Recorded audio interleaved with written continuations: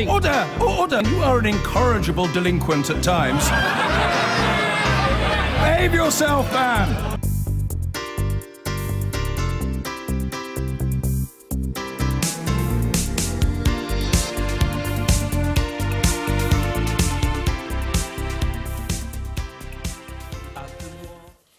Now, farmers have warned the government that they must have frictionless trade with the EU if the industry is to thrive after Brexit. Speaking at the National Farmers Union conference this morning, the Environment Secretary, Michael Gove, insisted farmers could benefit from greater public funding when the UK leaves the EU.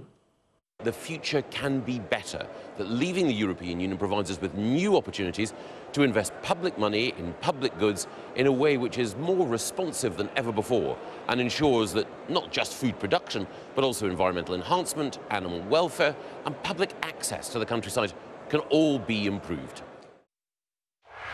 Well, gauging the reaction of farmers is our Scotland correspondent James Matthews, who's on a farm in Cooper in Fife. James, good to see you. So this is much more about dodgy carrots and potatoes.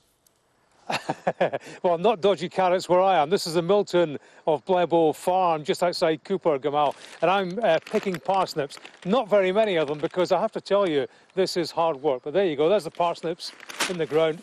There's one I prepared earlier, which comes from the substantial acreage around here. Parsnips, carrots, broccoli and cauliflower.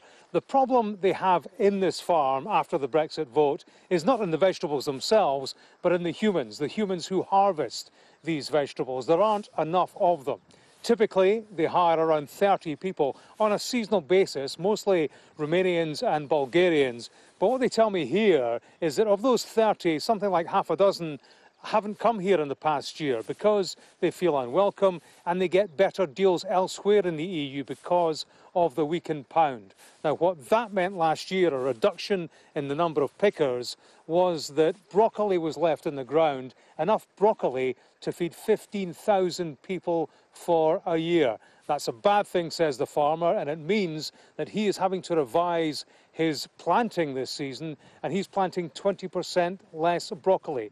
What the farmer here, James Orr, wants is a resurrection of what's called the Seasonal Agricultural Workers Scheme. Britain had it until 2013, but then it was scrapped. Basically what that does is it allows workers from out with the EU to come to the UK for up to 6 months to help out picking in the fields. That is the answer, says this farmer, and he's backed by the NFU, to a specific concern of the farming community north and south of the border. Let's listen to James Orr, the farmer here in Cooper.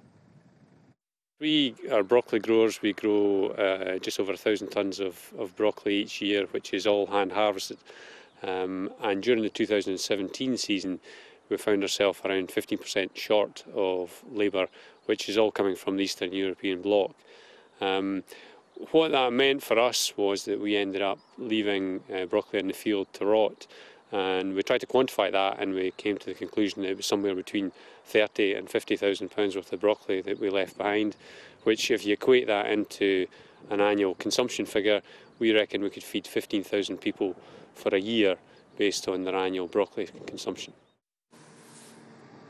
Farmers UK-wide have reservations about the promises they are getting from the Environmental Secretary, Michael Gove. That Seasonal Agricultural Workers Scheme was touched on when he gave a speech to the NFU down south, but he said he could not commit to it yet. There were groans from those farmers present in the auditorium when he made that statement. James, thank you. I've been